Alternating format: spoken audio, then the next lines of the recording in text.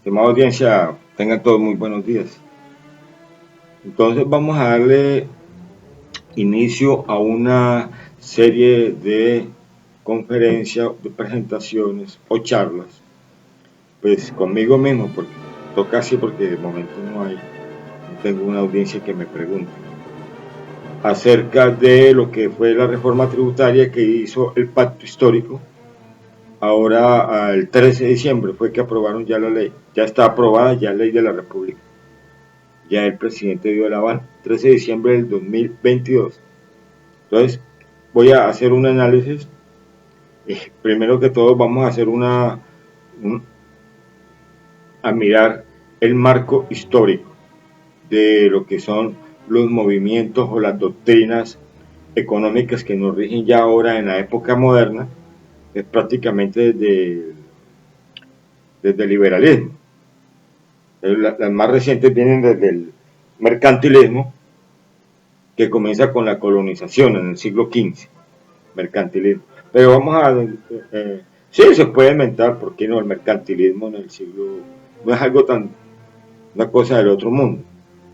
Eso nos lo enseñaron hasta en la primaria.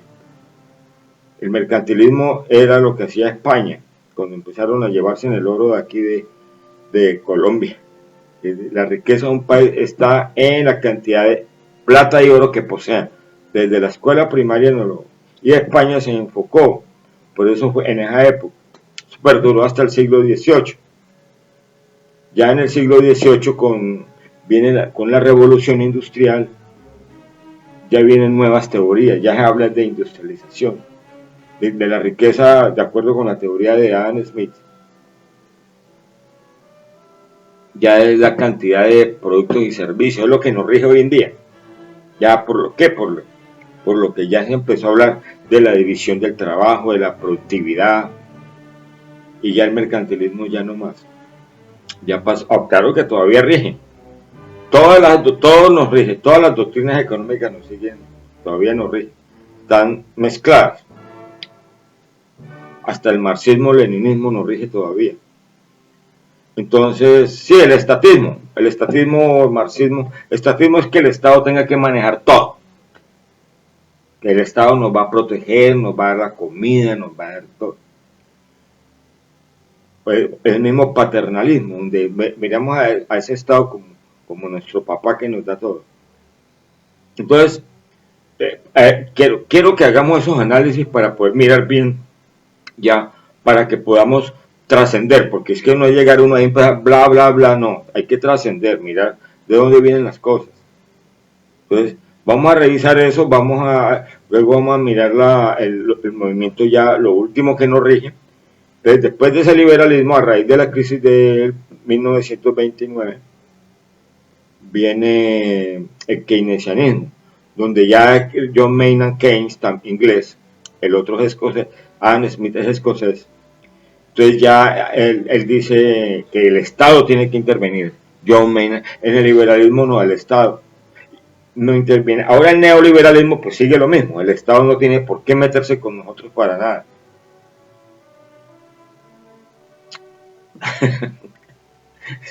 Entonces, sí, ahí ya va, todo eso se conjuga y es lo que nos está cobijando hoy en día, es el modelo económico.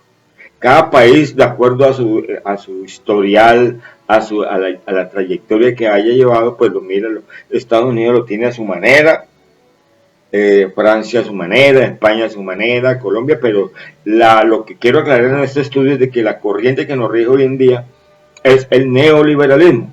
Es un neoliberalismo que se ha aplicado en cada país de manera diferente. Aquí en Colombia, por ejemplo, las privatizaciones es una parte se han hecho, pero lo han hecho es con corruptela, con la cleptocracia por delante, con el serrucho, porque todas las privatizaciones siempre tienen irregularidades. Lo más normal es que vendan por debajo del precio a los privados, lo más normal. ¿Cuánta plata no estaba interviniendo ahí debajo de la mesa para hacer un negocio de eso? Entonces, en nosotros se ha vuelto patológico el neoliberalismo, pero para mí no, yo no veo nada de malo que privaticen una empresa, sino que aquí en Colombia nos han colocado el lado patológico.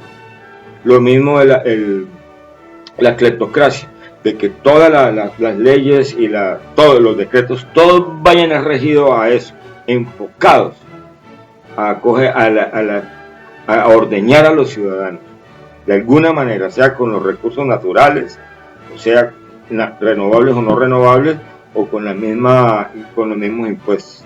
Todos los días están inventando un nuevo impuesto. Uno sabe que los impuestos se necesitan. Todo eso se va a tratar acá, esa ideología, esa doctrina. Entonces, pues, ya lo demás son opiniones, ¿sí? Yo doy mis opiniones acá, hay mezcla de información, mezcla de opinión. Para que de una vez les digo, diferenciemos las unas de las otras. Es todo. Entonces, muy agradecidos por su atención y vamos a mirar, vamos a comenzar a ver esta serie de conferencias porque yo sé que los va a despertar bastante. Porque, ¿qué pasa? Nosotros vivimos pendientes de ver la novela, de ir a mirar el reality show. Pero también debemos dedicarle un 20 minuticos a algo de que al menos nos muestre el panorama real. Aquí todo yo lo hago con documentación, con estudios realizados por otros.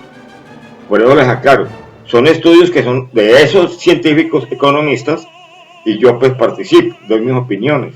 Pero no es que yo estoy dando, como dicen, a empezar a dar información falsa como hacen ciertas personas, ciertas asociaciones, salen a dar información falsa sin ninguna premisa a dar información. No, yo estoy mostrando acá la información sobre la cual estoy opinando.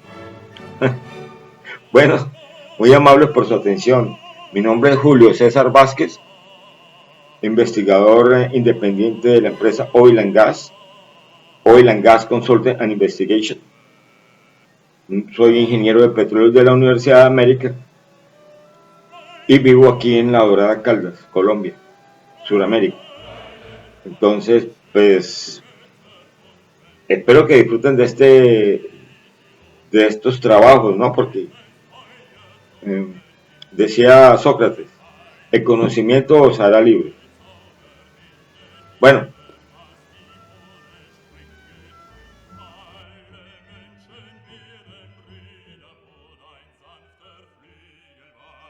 una audiencia, tengan todos muy buenos días.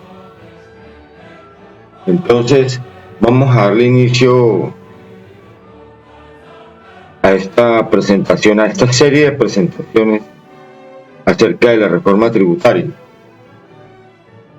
del año del 13 de diciembre del 2022, hecho por el Pacto Histórico en el Congreso de la República, es una ley de la República.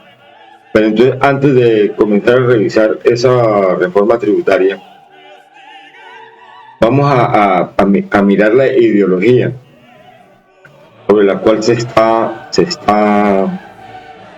basada toda esa política pública aquí en Colombia y prácticamente que es a nivel mundial, ¿sí? Entonces, para eso les preparé estos 3 artículos. El primero es este, que dice: ¿sirvieron de algo 50 años de bajadas de impuestos a los ricos? Las insospechadas consecuencias de la teoría del goteo. El autor es Jesús Moreno, de la BBC Newsmundo, la BBC, la British Broadcast Corporation. Newsmundo, toda la fuente, ¿no?, de donde viene la información. Hay la fecha, es muy importante, 11 de febrero del 2021.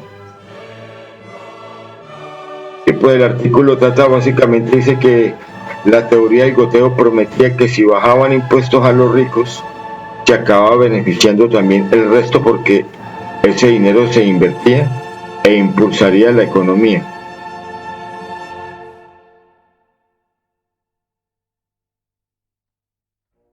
Se habla básicamente cómo comparan cómo a partir de los años, pues sí, es decir, fuertemente fue en los años 80, pero en los años 60 fue que comenzaron ya a disminuir desde antes. sino que fueron los gobiernos de Margaret Thatcher y Ronald Reagan que ya se comenzó a acentuar bien la bajada de impuestos a los ricos, como dice acá. Entonces, más o menos en los gobiernos de estos dos bajaron 40 puntos los impuestos a los ricos en Estados Unidos e Inglaterra. Y obviamente, pues como son países de gran influencia, el resto de los países también comenzaron a disminuir los impuestos. Y pues, obviamente Colombia pues siempre está metida en esos trends, como dicen acá, trending topic, en esos en esas tendencias políticas de bajarle impuesto a los ricos. Entonces, la teoría básicamente dice que si se bajan impuestos a los ricos, se acabaría beneficiando también al resto de la población, porque ese dinero se invertiría impulsando así la economía, puestos de trabajo y salario. Eso fue lo que plantea pues prácticamente yo relaciono, ahora lo miramos, el neoliberalismo, yo lo relaciono mucho con esto. Es decir, para mí esto hace parte del neoliberalismo, esta doctrina.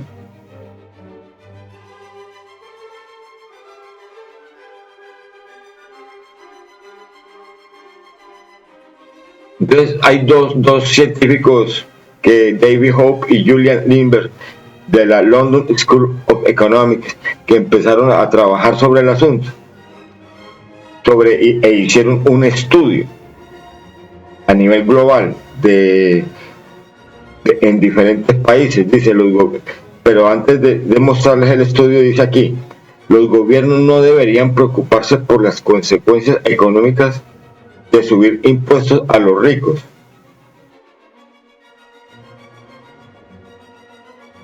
Entonces, ellos lo que hicieron fue hacer un análisis, como decir, estadístico. Este par de señores, David Hope y Julian Lindbergh, y hicieron un análisis estadístico de los años 65 al 2015, es decir, 50 años, para Francia, Estados Unidos, Japón, Reino Unido, Alemania, bueno, países desarrollados y también en vías de, llamémosle desarrollado. El término desarrollado y tercer mundo aquí yo lo uso, pero para que entiendan, pero son términos que obviamente no, para mí no concatenan.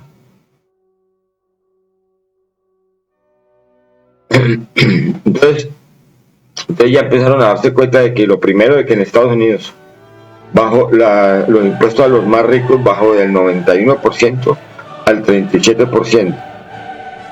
Y lo mismo pasó en el Reino Unido, bajó al 50%. Lo mismo en los países europeos y asiáticos, bajaron 10 a 15 puntos. 15 puntos porcentuales. De una manera, los economistas usan mucho esto de puntos.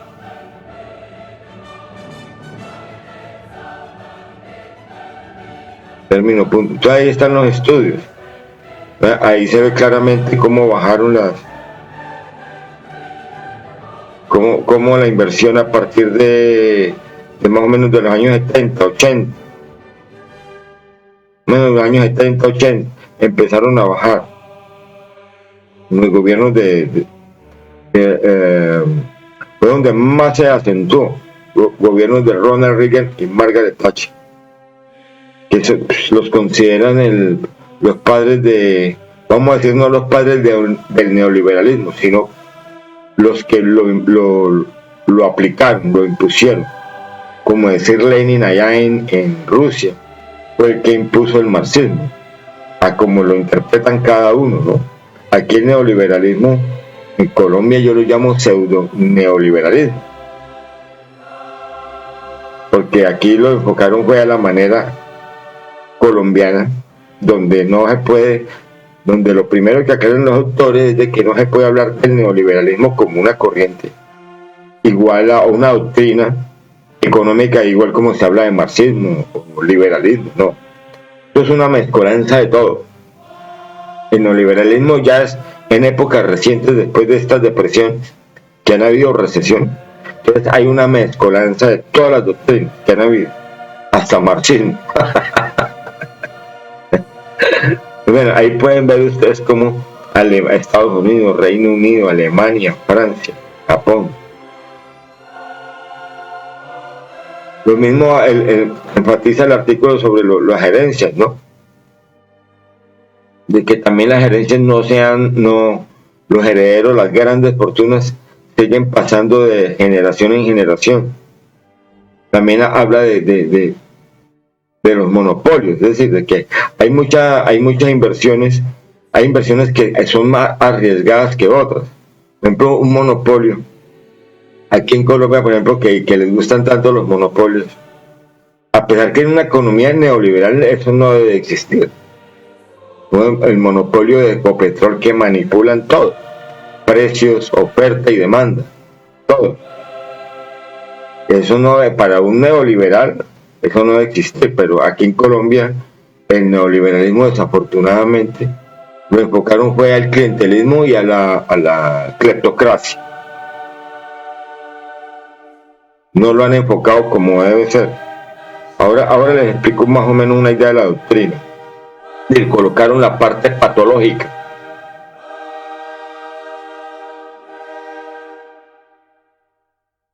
Dice, los grandes recortes de impuestos a los ricos desde los años 80, sobre todo, han aumentado la desigualdad de ingresos, con todos los problemas que ello conlleva. Sí, eso sí es un hecho, que desigualdad sí hay. Es un hecho. Pero entonces, la doctrina mía, no mi doctrina, mi opinión, porque todo esto es basado en la opinión. Hay unos que estarán en favor, en contra, cada uno dará sus propios argumentos. ¿Sí? Entonces yo tengo los míos. De acuerdo a lo que uno va estudiando, va investigando, entonces uno va llegando a sus propias conclusiones. Esto es lo de las herencias. También los impuestos hacia la gerencia han caído en picada. Aquí se ve claramente también lo mismo. Llamémosle para los países industrializados, se les puede llamar, pero llamémosle los países más industrializados.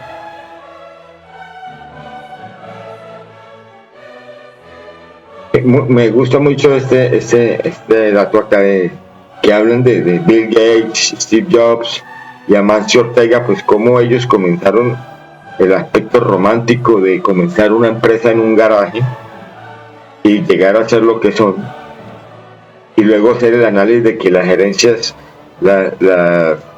en los millonarios de Alemania, España y Francia, 65 y 54 y 51%, más de la mitad, provienen de herencias. Eso sí lo ve uno cuando uno ve las películas, cuando uno ve todo, pues se da cuenta que todavía siguen viviendo en los mismos castillos de hace 600 años, de la Edad Media. Todo sigue igual. No quiero decir de que no tengan derecho a conservar. Claro que deben de conservarla, pero también se debe de apoyar a la libre empresa. Dice, en otros países son más bajas, por ejemplo en Estados Unidos, el 29%, Australia 27%, Canadá. Aquí entra a jugar todo lo que llaman emprendimiento, porque es que el gobierno, para quitarse encima el lazo de tener que dar empleo, pues hablan de emprendimiento. Pues no digo que el Estado nos tenga que dar empleo, no. Me refiero yo de que pues manejar variables económicas de tal manera de que haya generación de empleo, porque hay muchas necesidades. Las necesidades del ser humano son infinitas. Dice, no corregir estos desequilibrios en la circulación de la riqueza a través de impuestos y otras medidas distributivas tiene consecuencias económicas y sociales. Eso pues ya lo hemos visto, ¿no? Habrá en unos países donde se ven más, por decirlo, en extremos donde hay corrillos de gente viviendo en las calles, y sin necesidad de ser drogadictos, no, porque en Estados Unidos, y puede ser que en Colombia, la mayoría de la gente que le llaman homeless o indigentes o sin casa, es por drogadicción.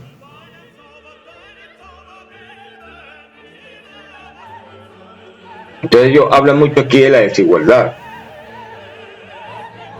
y dan unas estadísticas, ¿no? Pues yo, pues como les digo yo, no es que esté muy de acuerdo con el cuento de la desigualdad. Yo me voy a meter más con el asunto de lo que, del axioma que ellos hablan acá. Me gustó este axioma, dice, la mayoría de los, no axioma, llamémosle una tesis o un argumento. Dice, la mayoría de los estudiantes de economía han escuchado un argumento, que lo que importa es la pobreza, no la desigualdad. Yo estoy de acuerdo con este sistema, porque es que desigualdad, siempre nos están hablando de desigualdad, y los marxistas, leninistas o las izquierdas siempre nos hablan de esa desigualdad, pero la desigualdad está comprobado que nadie la ha podido ni la van a poder quitar. El ser humano es desigual por naturaleza y es desigual. Entonces, por lo mismo que el Estado sí debe intervenir para quitar, no para hacer que los ricos sean más pobres, sino para que los más pobres tengan lo básico, tengan primero que todo toda la infraestructura y empleo, porque ya con el empleo, así haya inflación o de lo que sea, se puede ir a comprar un mercado, se puede llenar el estómago, como se dice, y ya uno con el estómago lleno pues se calma más.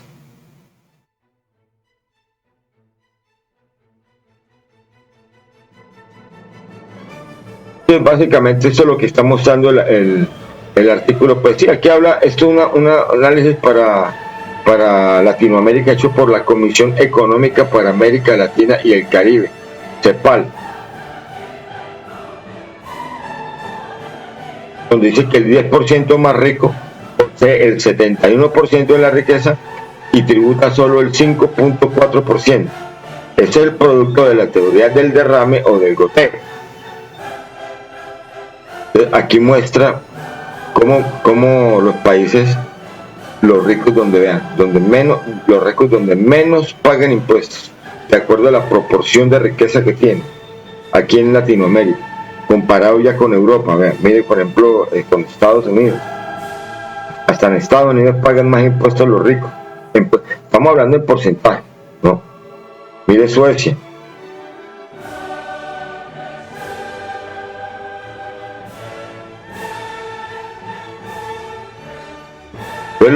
Lo primero que aconsejan estos dos científicos de la economía es que lo primero que hay que perder es el miedo a grabar el capital.